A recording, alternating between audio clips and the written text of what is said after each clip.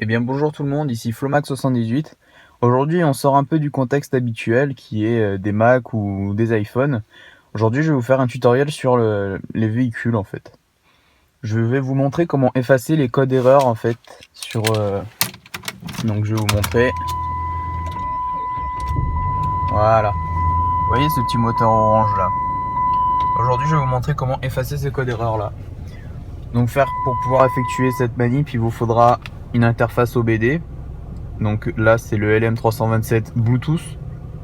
Ensuite il faut savoir aussi par contre que celui-là existe en Bluetooth pour Android, Wi-Fi pour pouvoir l'utiliser avec l'iPhone et en USB pour pouvoir l'utiliser avec un ordinateur.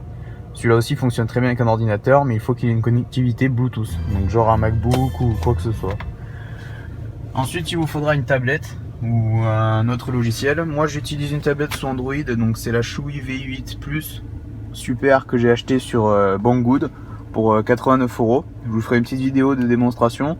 Elle est équipée d'un processeur Intel avec dedans intégré Windows 10. Je vous ferai une petite vidéo plus tard. Et j'utilise donc sur Android le logiciel EOBD Facile Diagnostic Auto. Pourquoi j'utilise ce logiciel? Parce que comme son nom l'indique, il est facile. Moi après j'ai pas forcément besoin qu'il y ait plusieurs fonctionnalités, j'ai juste besoin d'effacer mes codes erreurs. Et c'est d'ailleurs un code erreur que qui est assez récurrent sur mon véhicule. Donc je vais vous montrer comment on procède à ça.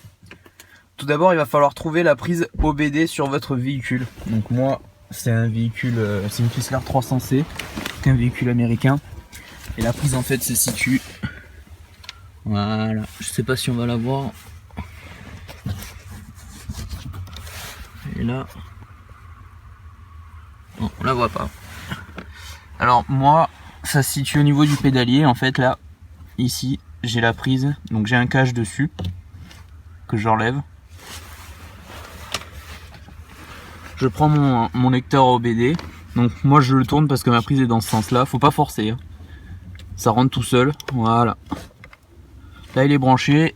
Et si je regarde derrière, je peux voir que mes LED s'allument. Voilà. Ça signifie que mon ELM est bien branché. Donc maintenant, il va falloir mettre la clé sur la position on.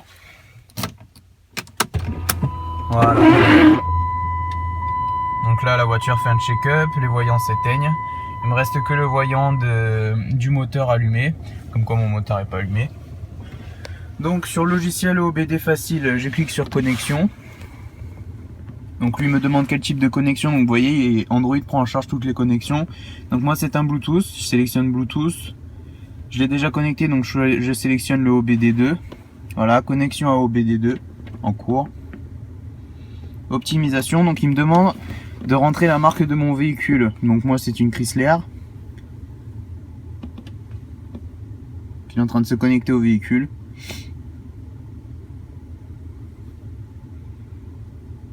Et donc en même temps, le fait de lire les codes erreurs vous-même, déjà vous fait économiser de l'argent, parce que moi je sais que dans les garages, ils peuvent vous faire payer ça facilement 80 €, entre 50 et 80 € un diagnostic auto. Si vous avez un code erreur qui est récurrent, sincèrement, achetez une tablette et en plus vous pourrez identifier vos pannes vous-même. Donc ici il me demande le choix du calculateur, donc moi c'est le voyant moteur qui est allumé, donc je choisis le CU moteur. Voilà, donc là je suis connecté dessus, donc voilà, calculateur, tout est fait. Maintenant je vais cliquer sur diagnostic, voilà, code défaut, statut pardon, de la MIL, donc il est allumé depuis 217 km. Donc à savoir que moi je l'ai effacé, mais il est revenu, donc il a toujours noté, voilà, donc... Maintenant, je vais aller voir qu'est-ce que c'est ce code erreur. Donc code défaut. Donc lui, il en a identifié 1, 2, 3, 4, 5, 6, 7. À savoir que il y en a certains qui n'allument pas le voyant orange, donc le voyant moteur. Donc ça, Donc ici j'ai ajustement du carburant après catalyseur, ligne 2 trop pauvre, c'est normal pour une raison personnelle. La sonde lambda de la ligne 2, pareil, mais elle a été normalement désactivée. Clé de l'anti-démarrage incorrecte.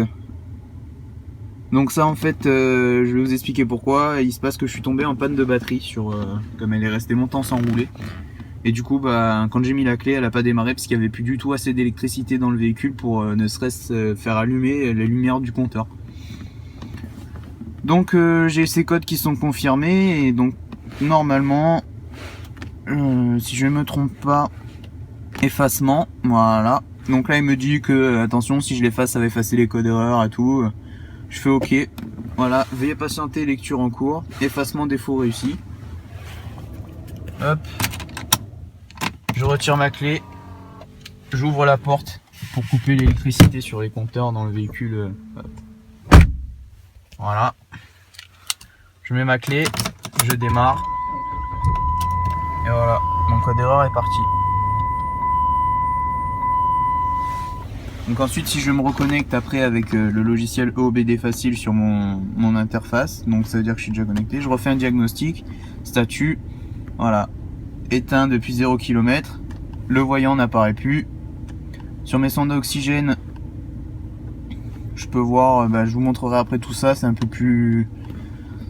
peu plus technique, vous voyez, on peut voir le GR, le niveau et tout. Bon, moi ça marche pas sur mon véhicule car le logiciel n'arrive pas à lire les données de mon véhicule.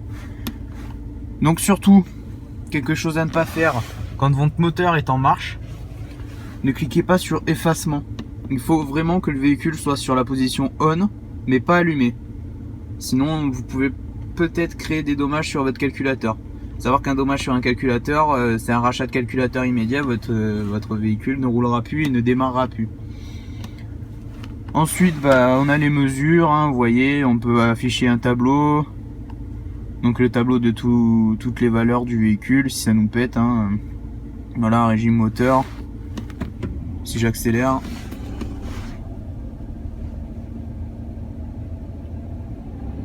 Voilà. Donc là, je suis à 2500 tours. Donc le véhicule le maintient bien. Voilà, c'est juste... moi je trouve que c'est un peu un gadget parce que bon, on s'en sert pas, on a les valeurs au niveau du tableau. Vous pouvez faire vos propres mesures de performance.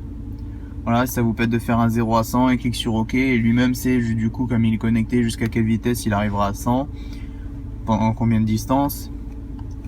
Voilà, vous pouvez enregistrer vos données, forcément.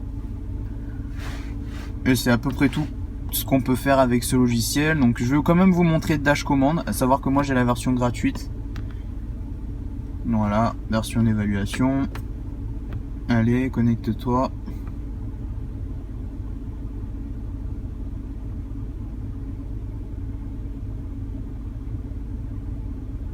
D'accord, bon.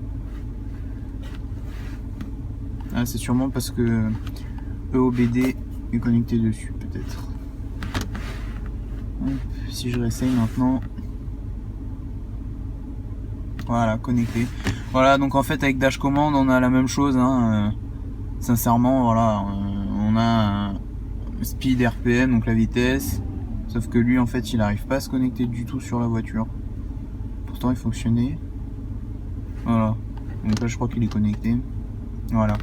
Donc par contre il est plus rapide, vous voyez, dès que je vais accélérer, hop, il va monter dans les tours. Ici il va m'indiquer mon niveau, la pression sur la pédale. Bon, il déconne un petit peu parce que moi elle est à 0. Mon niveau de carburant, donc voilà, je suis à 87%. Plein d'autres informations, je saurais pas forcément vous dire à quoi elles servent. Par contre, ce qui est intéressant, c'est que vous pouvez voir donc la température de votre moteur, la température de l'huile. Ça, c'est quelque chose qu'on voit pas quand on a l'aiguille ici. Sur certains véhicules, certains affichent la température de l'huile, certains affichent la température du moteur, et du coup ça fait que vous pouvez forcer sur votre moteur alors que l'huile n'est pas chaude. Donc ça c'est une partie de Dash Command. Ensuite on a les jauges, donc ça c'est pour faire des graphiques au niveau... Ah non, pardon, je confonds, les jauges.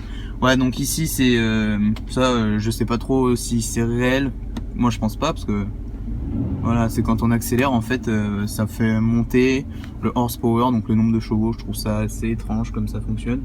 Parce que si je monte à 4000 tours, il va me dire que je fais 200 chevaux.